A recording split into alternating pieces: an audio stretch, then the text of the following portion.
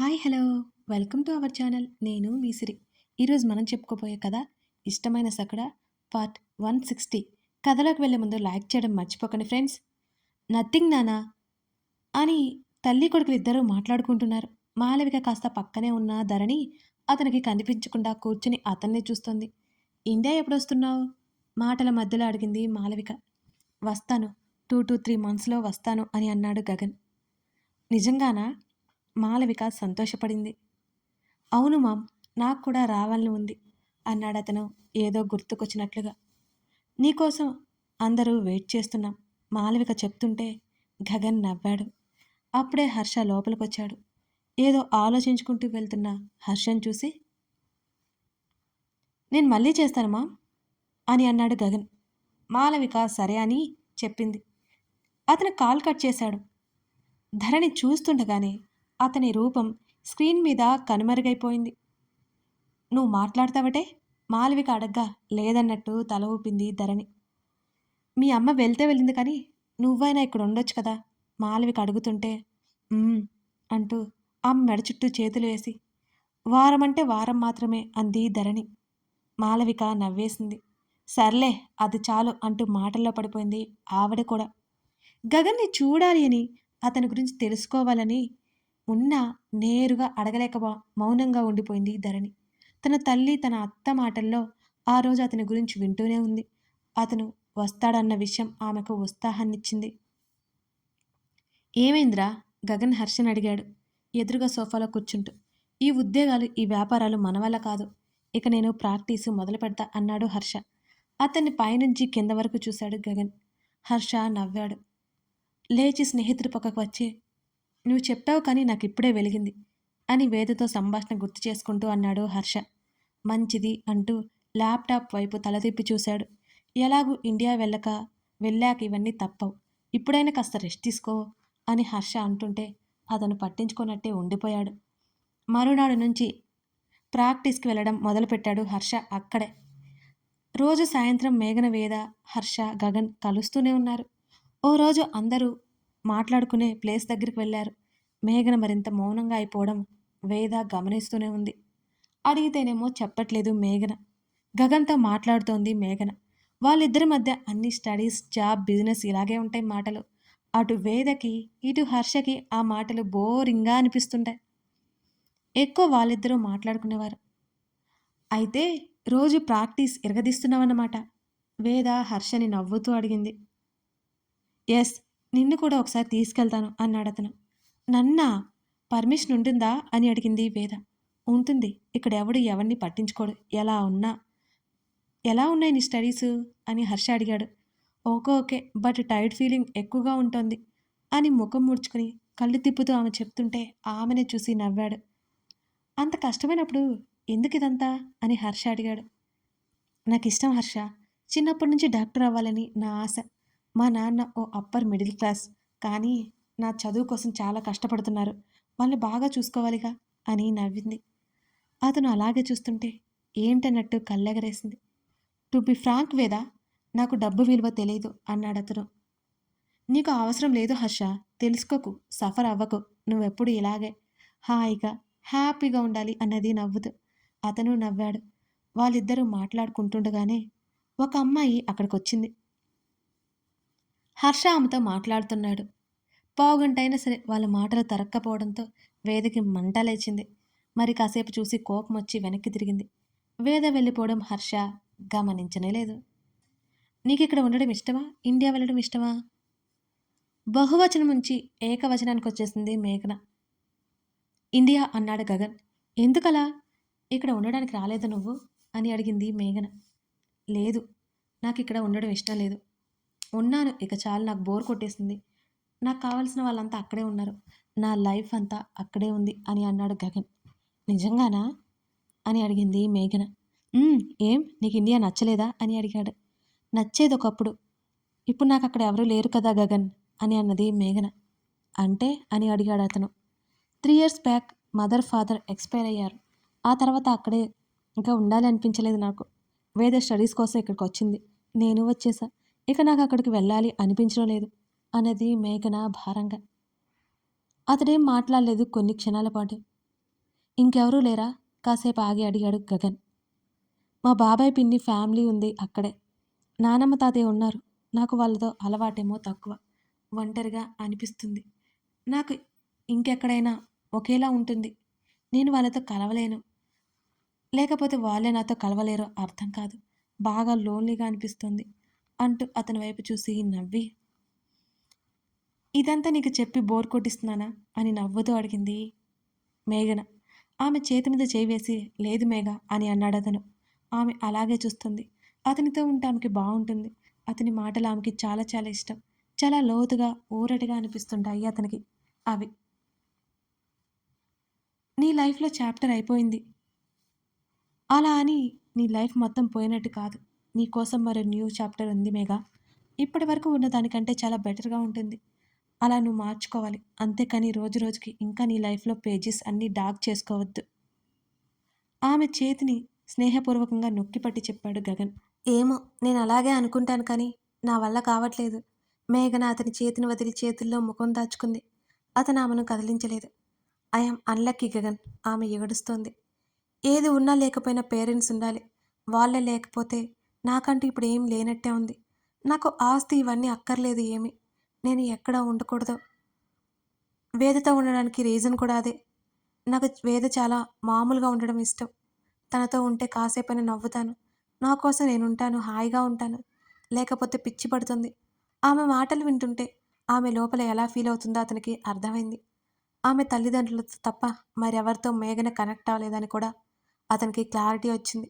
నెమ్మదిగా ఆమె భుజం తట్టి, మేఘ ఆల్రెడీ చెప్పాను కదా, నీ లైఫ్‌లో న్యూ చాప్టర్ కలర్‌ఫుల్‌గా ఉండబోతుంది. దానికి నీ హెల్ప్ కావాలి. ఇలా ఏడుస్తూ కూర్చుంటావా? నువ్వు చాలా తెలివైన అమ్మాయివి అని నేను అనుకుంటున్నాను అని అతను అంటుంటే, నేనొక సాధారణమైన ఆడపిల్లను గగన్. నాకివేమీ వద్దు. ప్రశాంతత కావాలనిపిస్తోంది కానీ అది దొరకట్లేదు. ఆమె అసహనంగా ముఖం మీద పడుతున్న జుట్టుని వెనక్కి తోసుకుంటూ చెప్పింది. ఇంకా టాపిక్ పొడిగిస్తే మేఘన ఇంకా సఫర్ అవుతుందని అతనికి విషయం అర్థమైంది. దాదాపు 6 నెలల నుంచి ఆమెను చూస్తున్నాడు. ఆమె బిహేవియర్ కానీ, ఆమె మాట తీరు కానీ అన్నీ అతనికి బాగా నచ్చుతాయి. ఆమె పట్ల ఒక పాజిటివ్ ఫీలింగ్ ఉంటుంది. తన సర్కిల్‌లో అతి తొందరగా ఎంటర్ అయిందామె. ఆమె అలా బాధపడుతుంటే అతనికి నచ్చలేదు. నీ క్లాసెస్ ఎలా జరుగుతున్నాయి? బానే ఉన్నాయి అంది మేఘన. నీకు బోర్ అనిపిస్తే మా రూమ్‌కి వచ్చేయి అని అన్నాడు గగన్. ఎందుకని? నువ్విప్పుడు వర్కింగ్ కాదు కదా! ఎంజాయ్ చేయడానికి ఇక్కడ ఉన్నారు. ఆమె మాట్లాడుతుంటే అతను నవ్వాడు. అతని నవ్వుకి అర్థమేంటో తెలియలేదు. లేదు అంటూ తన సంవత్సరం నుంచి డెవలప్ చేస్తున్న వెబ్‌సైట్ గురించి చెప్పాడు. ఆమె అతని వంక ఆశ్చర్యంగా చూసింది. నువ్విక్కడ వర్క్ చేస్తున్నావా? అన్‌బిలీవబుల్. ఆమె కళ్ళు పెద్దవి చేసి అడుగుతుంటే అతను అవునన్నట్టు తల ఊపాడు.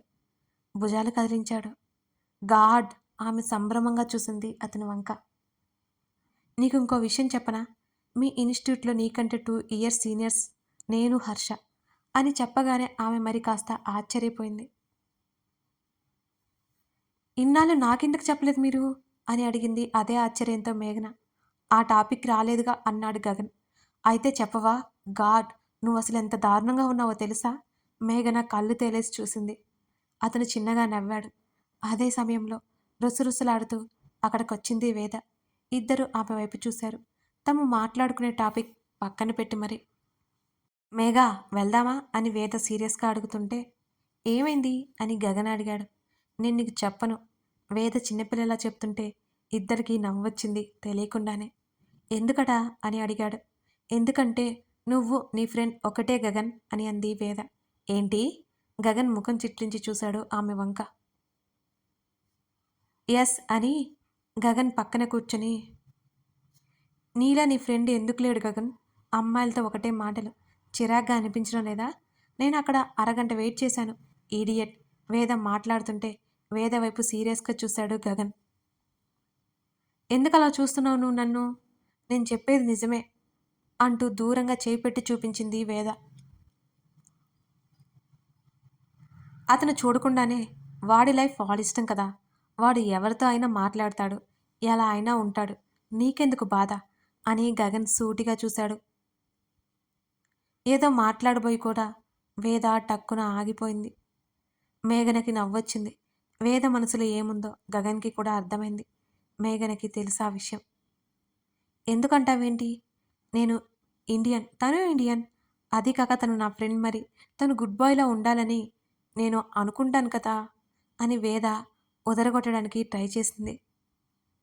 ఓహ్! ఫ్రెండ్. యెస్. యెస్. అని గగన్ ఆమె మాటల్ని ఏకీభవిస్తున్నట్టు నటించాడు. మరి అంతే కదా! మన ఫ్రెండ్ నాశనం అవుతుంటే ఊరుకుంటావా ఏంటి? వేద మాటలకి మేఘనకి వస్తున్న నవ్వుని బలవంతంగా ఆపుకుంది. అదేదో వాడితోనే చెప్పకపోయావా? అని అన్నాడు గగన్. వేద మాట్లాడలేదు. ఆ టాపిక్ మార్చడానికి ట్రై చేసింది ఆమె. సరే ఇది చెప్పు. హైదరాబాద్‌లో మీ ఇల్లెక్కడా? ఎందుకని? ఎందుకేంటి? హాలిడేస్‌కి వెళ్ళినప్పుడు మీ ఇంటికి రావాలి కదా! వద్దా? వేద కళ్ళెగరేసింది గగన్‌ని చూస్తూ. ఎందుకు రావాలి నువ్వు? అని అడిగాడు గగన్. ఇంత మాట అనేసావేంటి నువ్వు? మనం ఫ్రెండ్స్ కదా! వేద బిక్కమొహం వేసుకుంది. ఆమె కాసేపు ఎంత తెలివిగా బిహేవ్ చేస్తుందో, మరుక్షణం చిన్నపిల్లలా మాట్లాడుతుంటే గగన్‌కి నవ్వొచ్చింది మళ్ళీ. హర్ష అంటే వేదకి ఇష్టమని అతనికి క్లియర్‌గా అర్థమవుతోంది. వేద లాంటి క్లారిటీ ఉన్న అమ్మాయి హర్షకి సెట్ అవుతుందని అతనికి అనిపించింది. అంతలోనే హర్ష ఇష్టం కదా అని ఊరుకున్నాడు. ఇన్నాళ్ల పరిచయంలో వేదకి తొందరపాటు కూడా ఎక్కువ అని అతనికి అర్థమైంది. రావచ్చు. ఫ్రెండ్స్ అవునా కాదా ఇంకా తెలీదు అన్నాడు గగన్. అంటే నేను నీ ఫ్రెండ్ కాదు. మేఘా ఇంకా మాటలేంటి వెళ్దాం పద. వేద తొందర చేసి బెంచ్ మీద నుంచి కిందకు దూకుతూ అంది. హర్ష అక్కడికి హుషారుగా పాటలు పాడుకుంటూ వచ్చాడు. హేయ్! సరదాగా డిన్నర్‌కి వెళ్దామా? అంటున్న హర్ష వైపు కొట్టేలా చూస్తోంది వేద. ఆమె ఎందుకలా చూస్తుందో అతనికి అర్థం కాలేదు. ఏమైంది? అలా ఉన్నావు? వేదని చూస్తూ అడిగాడు. వెంటనే మేఘన దగ్గరికి వచ్చి మేఘన చేతిని పట్టుకుంది. మేఘా! వెళ్దాం పదా! నేను చదువుకోవాలి అని తొందర చేసింది వేద. అప్పుడే వెళ్తారా? రేపు హాలిడే అన్నావు? ఆమె ప్రవర్తన అయోమయంగా అనిపించింది హర్షకి. మేఘా! ఏంటి? నువ్విక్కడే ఉండిపోతావా? ఆమె ఎటూ చూడకుండా మేఘన వైపే చూస్తోంది. ఏమైందో అర్థమై వేద ఆమె దగ్గరికెళ్ళి పిలిచాడు. ఏంటి? ఆమె అరుపుకి విస్తుబోయి చూశాడు. కదిలిస్తే ఇంకా అరుస్తుందని అర్థమైంది. చుట్టూ చూశాడు. అప్పటికే ఇద్దరు ముగ్గురు తన వైపు చూడ్డం అతనికి అర్థమై ఆమె చేతులు పట్టుకుని లాక్కెళ్ళాడు. వేద మేఘన చేతిని వదలకుండా పట్టుకోవడంతో మేఘన వాళ్ళ వెంట వెళ్ళిపోతుంటే గగన్ ఆమె చేతిని పట్టుకుని ఆపాడు. మేఘన ఆగిపోయింది. నువ్వెక్కడికి? ముఖం చిట్లించాడు గగన్. అది కాదు వేద అని అతను చెప్తుంటే వాళ్ళ మ్యాటర్‌లో అసలు ఇన్వాల్వ్ అవ్వకూడదు. ఆ విషయం నీకింకా అర్థం కాలేదా? అతను అడుగుతూనే ఫోన్ మోగడంతో లిఫ్ట్ చేశాడు. ఆమె చేతిని వదిలి కాస్త ముందుకెళ్ళిపోయాడు. అతను పట్టుకున్న తన చేతి వైపే చూసుకుంటోంది మేఘన. ఆమె పెదవులు నెమ్మదిగా విచ్చుకున్నాయి.